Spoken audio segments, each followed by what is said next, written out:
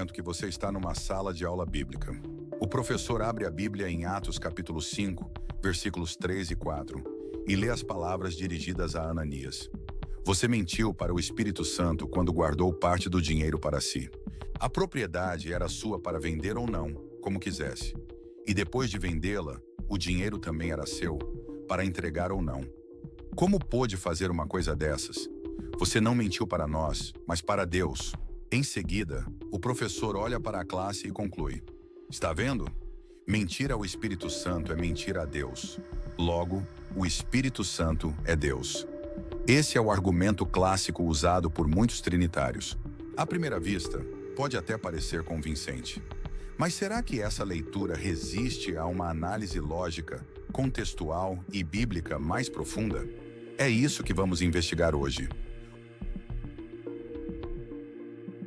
O raciocínio trinitário em Atos 5, 3 e 4. De acordo com a interpretação tradicional, Pedro, ao repreender Ananias, primeiro diz que ele mentiu ao Espírito Santo e logo em seguida afirma que ele mentiu a Deus. A conclusão trinitária é que Pedro estaria identificando o Espírito Santo com Deus, de forma absoluta. Parece simples, mas vamos devagar. Se aplicarmos esse mesmo raciocínio em outros textos bíblicos, chegaremos a conclusões que até mesmo os trinitários rejeitariam. O problema da simplificação. A primeira questão é: será que toda vez que a Bíblia usa expressões paralelas, está automaticamente igualando os termos de forma absoluta? A resposta é não. E a própria Bíblia nos dá os exemplos.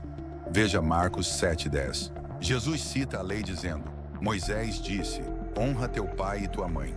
Já em Mateus 15:4, ao citar o mesmo mandamento, Jesus diz: Deus disse, honra teu pai e tua mãe. Pergunta: Moisés é Deus? Claro que não. O que acontece é que Moisés foi o porta-voz de Deus, aquele que transmitiu o mandamento. Mentir ou desobedecer a Moisés, portanto, equivalia a desobedecer ao próprio Deus, porque ele estava agindo como representante divino. Percebeu o paralelo? Assim como Moisés foi a voz de Deus, o Espírito Santo atua como meio de ação de Deus. Logo, mentir ao Espírito Santo equivale a mentir a Deus. Não porque seja uma pessoa ou o próprio Deus, mas porque o Espírito Santo é a forma pela qual Deus estava operando na congregação. Contexto de Atos 5. Se olharmos o contexto, a comunidade cristã estava em um momento de dedicação extrema. Muitos vendiam suas propriedades e doavam os valores para os apóstolos a fim de ajudar os necessitados. Ananias e Safira, movidos pela vaidade, quiseram parecer mais generosos do que realmente eram. Venderam uma propriedade, guardaram parte do valor, mas declararam que estavam entregando todo o valor. O problema não era o valor em si. Pedro deixa claro: a propriedade era sua para vender ou não, como quisesse. Atos 5:4. O problema era a mentira, a hipocrisia, o fingimento diante da congregação. E aqui entra a questão central. Ao mentir à congregação que estava sendo guiada pelo Espírito Santo, Ananias estava, na prática, mentindo contra o próprio Deus que inspirava e dirigia aquela comunidade. Mas isso significa que o Espírito Santo é Deus em essência? Não.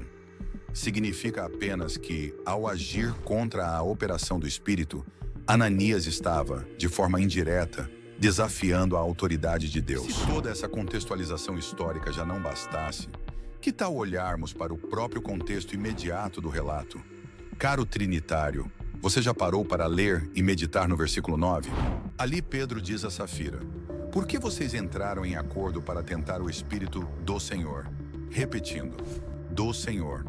Note que não se fala de Deus Espírito Santo, mas sim do Espírito do Senhor. A expressão genitiva mostra posse e origem. O Espírito pertence a Deus, procede dele, é sua força em ação. Se Lucas quisesse ensinar que o Espírito é uma pessoa divina independente, ou o próprio Deus, esse seria o momento ideal para deixar claro. Mas não, o texto preserva a mesma coerência que encontramos em toda a Escritura. O Espírito é de Deus. Logo, a acusação não é de mentir a uma terceira pessoa da Trindade, mas de desafiar diretamente o Deus que concedeu o seu Espírito à congregação. Mas calma, porque vamos abordar mais sobre isso ainda nesse vídeo. Um silogismo equivocado. Vamos traduzir o raciocínio trinitário em forma lógica. Premissa 1. Ananias mentiu ao Espírito Santo. Premissa 2. Ananias mentiu a Deus. Conclusão. Portanto, o Espírito Santo é Deus. À primeira vista parece lógico, mas se aplicarmos a mesma estrutura em outros textos, veremos a falha. Exemplo. Premissa 1. Os israelitas falaram contra Moisés. Premissa 2. Os israelitas falaram contra Deus. Conclusão. Portanto, Moisés é Deus. Esse é exatamente o mesmo raciocínio, mas sabemos que a conclusão é absurda.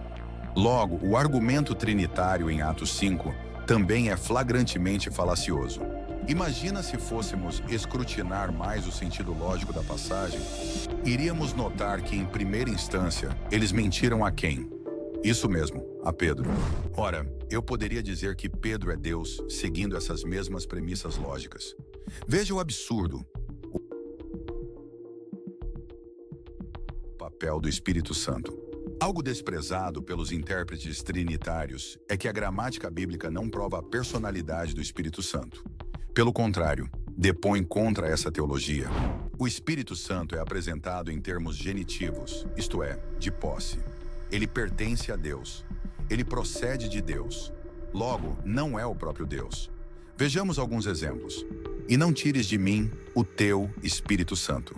Salmo 51, 11. Se envias o teu Espírito, são criados e renovas a face da terra. Salmo 104, 30. E nos últimos dias, diz Deus, derramarei do meu Espírito sobre toda sorte de carne. Atos 2, 17, 18. Essa função de agência e posse, junto com expressões como derramado, extinguido, encheu pessoas, foi dividido entre pessoas, advoga uma lição clara. O Espírito Santo não é apresentado na Bíblia como uma pessoa divina, mas como a presença ativa de Deus. Portanto, quando a Bíblia diz que alguém mentiu ao Espírito Santo, não está dizendo que mentiram a uma pessoa da Trindade, mas que desrespeitaram a ação divina que guiava a congregação. É como se alguém, hoje, mentisse a um tribunal. Tecnicamente, a mentira é para os juízes e para os homens presentes, mas também é contra a própria justiça que eles representam. Isso não torna a justiça uma pessoa, apenas mostra que a mentira fere um princípio maior. Paralelos bíblicos que confirmam. Além do exemplo de Moisés, outros textos reforçam esse ponto. Aos Tessalonicenses, Paulo escreve: portanto, quem rejeita estas instruções, não rejeita um homem, mas a Deus, que vos dá o seu Espírito Santo. Aqui, rejeitar as instruções de Paulo era equivalente a rejeitar a Deus. Mas isso significa que Paulo é Deus? O trinitário é obrigado a dizer que sim. Bem, nós que estudamos a Bíblia com honestidade vamos dizer que não. O mesmo princípio se aplica em Atos 5. Mentir ao Espírito Santo era mentir a Deus porque o Espírito vinha de Deus e operava em nome de Deus. Reflexão filosófica. Aqui chegamos a uma questão mais profunda. Por que tantos insistem em usar esse texto como prova da Trindade? Talvez porque precisem de passagens que pareçam simples e diretas, mas ao examinar o texto à luz de toda a Escritura, percebemos que ele não ensina o que os trinitários alegam. Conclusão. Portanto, Atos 5 não prova que o Espírito Santo é Deus. O que prova é que mentir contra a operação do Espírito é mentir contra o próprio Deus que o envia. Assim como desobedecer a Moisés era desobedecer a Deus, e rejeitar Paulo era rejeitar a Deus, também mentir ao Espírito Santo é mentir a Deus. Não porque Moisés, Paulo ou o Espírito sejam o próprio Deus, mas porque todos eles são instrumentos da vontade divina. A lição que fica é clara. A Bíblia precisa ser interpretada em harmonia com todo o seu contexto. Usar Atos 5 como prova da Trindade é não apenas forçar o texto, mas também ignorar paralelos bíblicos que mostram outro caminho. Então, a pergunta final é: vamos nos apegar a leituras superficiais para sustentar tradições humanas pagãs? Ou vamos permitir que a própria Bíblia defina seus termos, com equilíbrio, coerência e lógica? Vou deixar o link para você ver o artigo acadêmico que elaboramos sobre esse tema. Deixe seu comentário respeitoso. Você concorda com os argumentos apresentados? Não se esqueça de curtir o vídeo e de inscreva-se no canal. Estude com honestidade. Grupo Historiador TJ.